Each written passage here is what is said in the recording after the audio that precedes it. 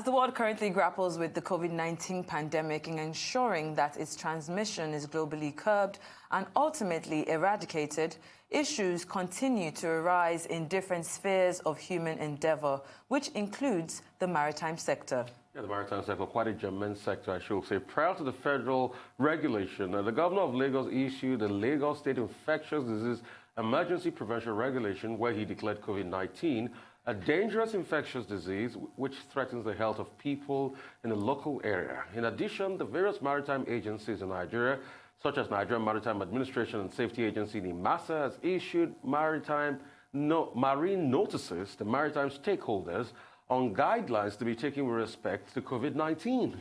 Well, before we take a look at how the Shippers Council has been maintaining a delicate balance as regards the impact of the COVID-19 pandemic on the maritime industry here in Nigeria, the Nigerian Shippers Council had a stakeholders forum in Lagos to sensitize port users of the dangers of the pandemic.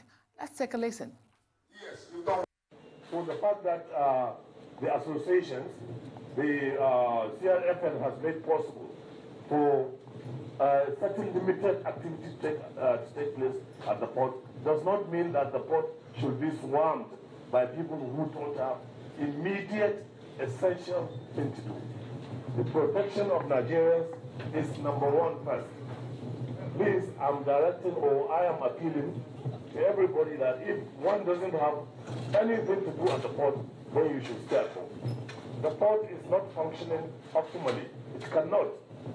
So this is the corridor that is open. The most important thing is be safe. And we have gone through the terminals and told them that the workers at the port, the freight forwarders at the port, the agents must be protected. So they have to institute the regime that has been prescribed by the health official, so that we have the two layers are you don't have to be at the port if you have nothing to do. The number of people on this road does not justify we have done much. So many people on this road have no business to be in Apapa, like he has said. And it's better we say that the drivers who brings in your trucks to pick your goods don't have hand sanitizer. They are not protected. It's not just the freight forwarders. The truckers are not protected. They come to Apapa without clothes. Some of them have no color. And they are pushed onto the road. So I want to appeal to MPA. I want to appeal to the Shippers Council. I want to appeal to the Council for Freight Forwarders. Please take ownership of this process. The process is not under any control for now. The truckers have taken control. And they're just behaving the way they are. They come in when they want to come in. You have a situation where terminal operators, during this COVID emergency, they don't operate for 15 good hours. And truckers are out there from 5 a.m. from 3 a.m. until we intervene at 6 p.m. before they go enter the port. So more importantly, we have been working with the Shippers Council and we have developed a 17-point release on how to maintain safety for people who will be working on the road. We should acknowledge that this is an abnormal time. We are doing everything possible to strike a balance. Joining us to discuss the impact of COVID-19 on the maritime sector here in Nigeria is the Executive Secretary and the Chief Executive Officer of the Nigerian Shippers Council, Hassan Bello. Thank you so much for joining us this morning. Well, we did listen to you in that clip where you said that the ports are not functioning optimally. It is popularly said that whoever commands the sea commands trade, and we know that about 80% of the world good volume is by sea. We also know that President Muhammad Buhari had ordered the seaports in Lagos to be operational despite the state being on the lockdown. Tell us, what has been the impact of COVID-19 on the maritime industry in Nigeria, and in particular, the ports in Lagos? The maritime industry has been affected, naturally, by disruption in international logistic chain. Things will not be the same. It is important to have our ports open, operational. However, the operation must be within the guideline prescribed by health authorities. We must maintain the social distance, sanitization. We can't crowd the ports.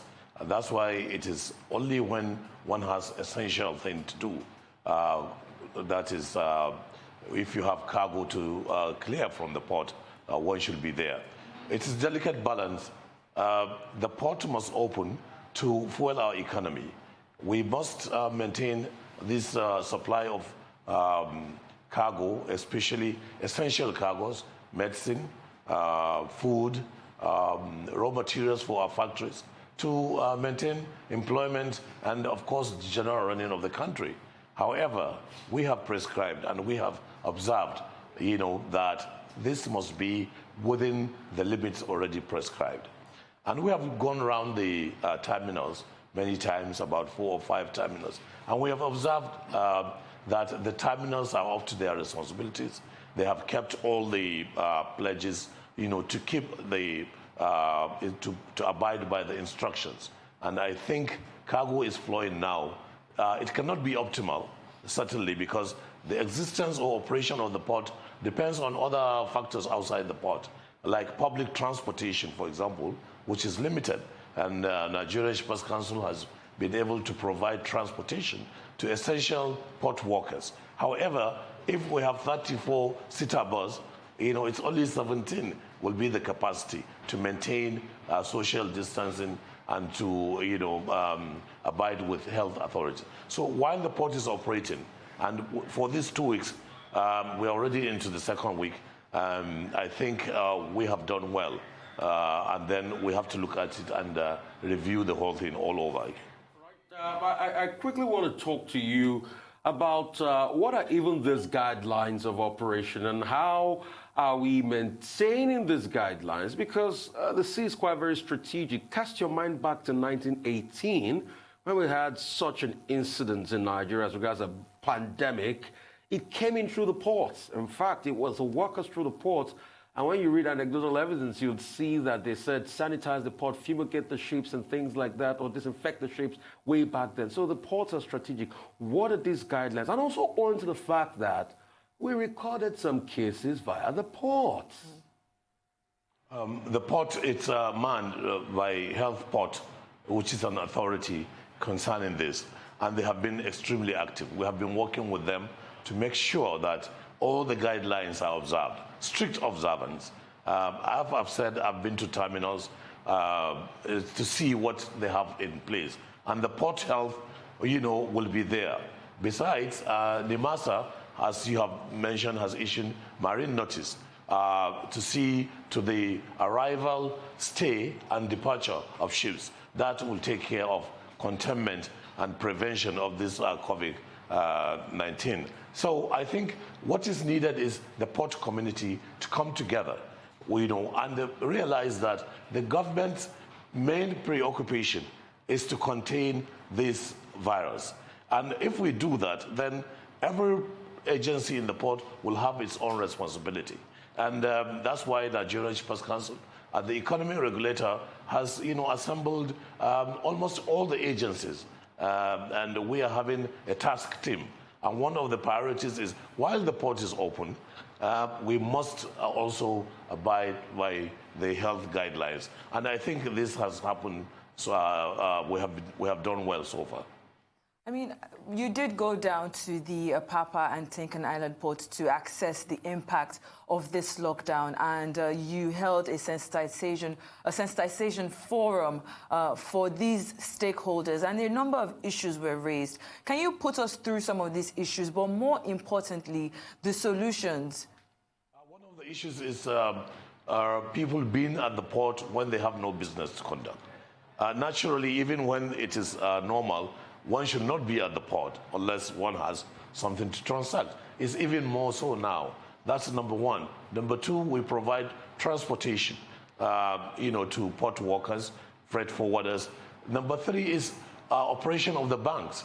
Banks must operate so that transactions, especially the payment of custom duty, will be done, without which cargo will not exit the port. We have been able to convince some banks to open their branches, especially within the vicinity of the port. And this has aided the transactions.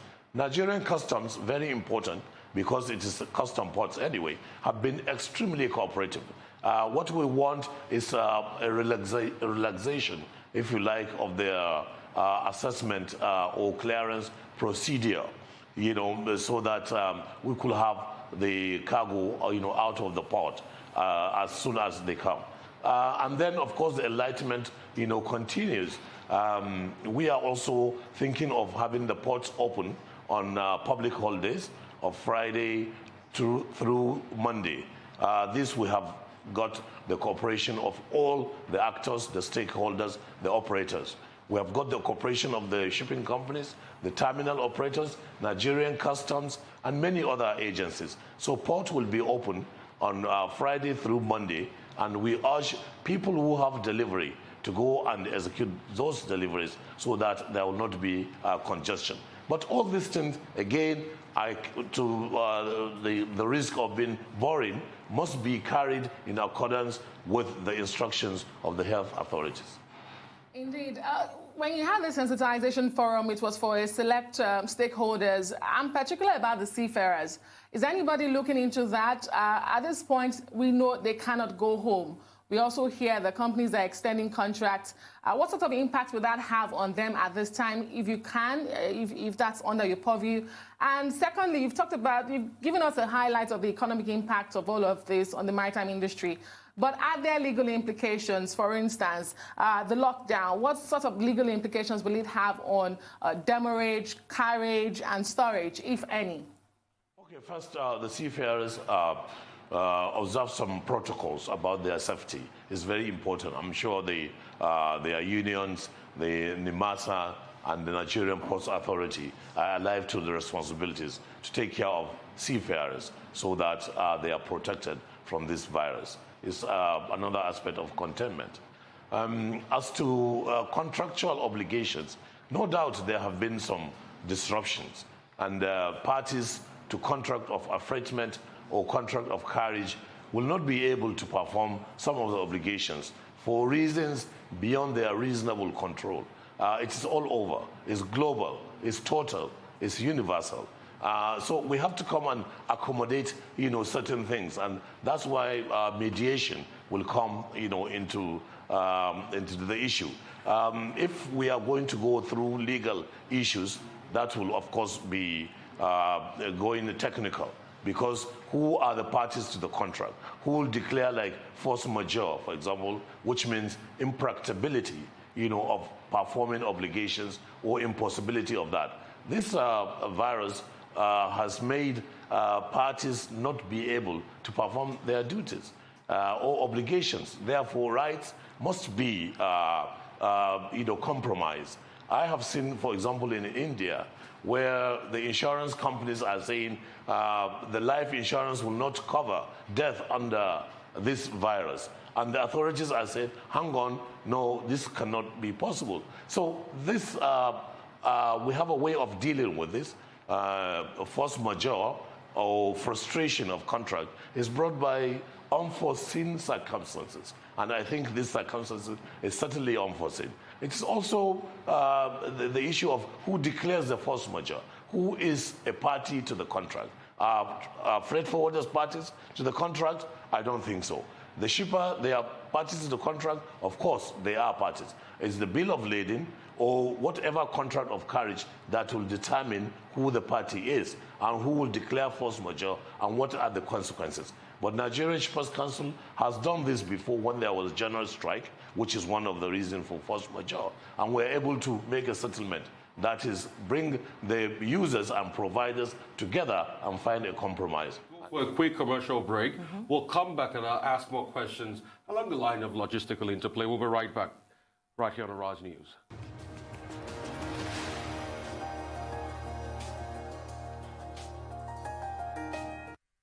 Right, welcome back. Still the morning show right here on Arise News. And we've got the Executive Secretary and CEO of Nigerian Shippers Council, Hassan Bello, here with us.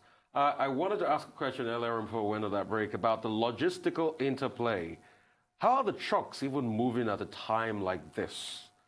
What's the logistical interplay from the ports to, the other people necessary for the performance and the optimal delivery of the ports? It's quite a challenging time for all of us, and it's quite a challenging time for trade. What happens this time? Yeah, they are quite challenging time, from which we have to learn a lot of lessons. Traffic management is important to port operations. So is the efficiency of the terminals. So is the education, professionalism of freight forwarders. You know, the port is layers and layers of interest. Each one has to, be perfect. There must be unison. There must be uniformity. And I think this has, really shown how important it is for people to come together within the port community. The truckers, they bear most of the burden of the economy, transporting, cargo. And they have come under our view, and we have done some sensitization about how for them to observe health guidelines and still carry out their responsibilities. As this time, particular time, this material time, the traffic situation in Apapa must be handled extremely well. And we are having the task team under the vice president. It's part of our operational headquarters, because we have where we monitor at all time the progress. And from today, as a matter of fact, we will be on the field looking at the traffic, directing it appropriately, having traffic management, the call-up system, and so many other things. We are doing also encouraging the barging of containers so that we don't have only one mode of transportation or exit out of the port, because this seems to be the problem. And but for the disruption, we'll have rail services to the port also. When we have all this together, then you will see an ease of the chaos and the gridlock at Apapa. However, we are conscious of the fact that we need modern traffic management, and we are doing our best to see that this is achieved within the circumstances, of course. Recently, there was an incident of a vessel with 6 confirmed cases of COVID-19, and earlier on, my co-host Rufai had mentioned these 6. Now, please, can you bring us up to date as to their current realities? Are they better? Are they still, in lockdown? Are they still receiving treatment? Okay, but there are IMO guidelines. The NIMASA has issued a marine notice on arrival of these ships and the crew, and also the stevedore. So they are. This is well taken care of, if I may say so. I mean, I was going to.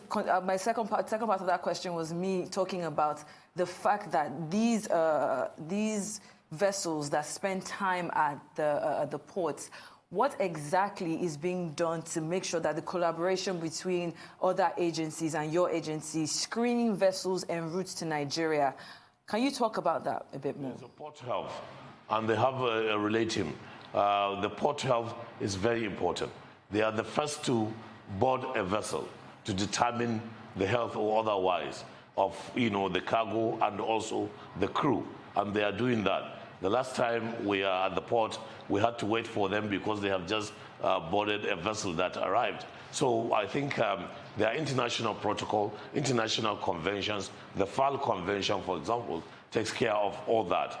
Where it's important, we check the health, of this, especially now. And I think this is done. Has intensified. As you have this engagement with stakeholders at a time like this, I wonder if it's too early to start learning some lessons. What are the loopholes or challenges you have noticed? And I want to talk about cargo cancellation. How much of that have we seen as we see a slump in demand for goods from China, even though China is trying to pick up again? If you can paint a picture, you might not be able to give us monetary, the financial figures right now, or the figures particularly, but paint a picture for us. What is cargo cancellation like? Are we experiencing that, or is it going to be a delayed reality for Nigeria to come to terms with? That's a very important question. There will certainly be a drop, in throughput. Certainly some factories were not working largely, and we cannot fulfill contracts. Disruptions of the logistic is universal, as I've said. It's all over. So some contracts of carriage cannot be optimized. Therefore, we'll have throughput problems, which means fall in revenue of the government. This is the usual thing that happens with these disruptions. However, we hope, as we have done Nigeria, that things will pick up. Nigeria's economy, even though stumbling, could be made strong, especially through the ports. We have to do the spike of the revenue, maintain the factories working, maintain employment, and you'll see us out of this. The layers and layers of insulation the government has put, that is to insulate Nigeria from the spread of this virus, has been commended or acknowledged internationally, and I think we are doing that. But lessons have been learned, even at these early stages. Number one, synergy between port operators, port stakeholders. We must speak with one another. We must speak with each other every time. There must be electronic platforms. We cannot do the primitive cargo clearance that we are using now. Cargo could be cleared from the port without anybody going to the port itself. And this is what is giving us problem at this moment. We need to clear cargo. We need to automate the ports. We need electronic handling of cargo clearance, and this will mean first we will have to have the national single window, which is very important in clarity, in the speed of clearance of cargo. We must have the cargo tracking node, which means every cargo coming to Nigeria is well known even before it arrives. And then we have to have the synergy, as I said, between the agencies. I think this lesson is well taken, and Nigerian Shippers Council will soon set up the necessary machinery to make sure that we are divorced from primitive clearance of cargo. We have to work with other agencies, of course. That's very good to hear, and I like the way you said we're divorced from primitive, thinking and logistical interplay. But I want to quickly talk about how do we hedge, the investments of members of the Shippers Council in a time like this. Is that going to probably be a call on the Central Bank of Nigeria, to put a palliative forward, something they can tap from, a loan scheme with some moratoriums? I also want to talk about your transit pack. What's the viability of that? How is it working? Can you explain that more to the people? I think, the Central Bank, has given the lead, for bringing palliatives or for providing interventions. This is done all over the world. I'm impressed with what the Central Bank has done, and I think it should look at the transport sector, because apart from the oil, which is not a good friend for any economy, the transport sector is the second largest earner of revenue. Actually, transport drives the economy. So Central Bank should come and focus, on areas of intervention, either with this disruption or even without. The transport sector has qualified, to be concertedly, consciously looked at so that there will be direct intervention. The details could be worked out. Our truck transit parks, they are on. Of course, like many other projects, we have some certain disruptions. The Obolafo truck transit park, we have gone through the negotiations. We are about to start writing the agreements when this issue came. But I think it's just for a while. What transit park is for faster delivery of cargo. It's off the road. Instead of parking all the buses, trailers, on the streets, we find a place where they could be parked. This place will have restaurants, will have garages, modern amenities. It will provide employment, and also is a revenue stream for the state government and for everybody else. We'll be going on a break very shortly. However, before we go, some shipping companies are appealing that the council consider a voyages less than 14 days in the marine notice review. Now, I would like to know what your take is on this in a few seconds. The 14 days rent-free, you mean? That is from a notice from the Nigerian Ports Authority. As I said, sometimes contracts are put aside in the face of unforeseen circumstances. Like this, and we may not look at the contract, but there are regulatory interventions. That means we are going to remove the sanctity of contract, And I think MPA are within the rights to make, appeal, because that's what it made, that certain concession at this material time should be made in the interest of the country. Well, Mr. Hassan Bello, we'd like to say a very big thank you to you for coming on the show this morning. We wish you the best, and we'll keep our eye on this sector of the economy, which is very important and, to be honest, very germane as well. Thank you so much for coming on the show this morning.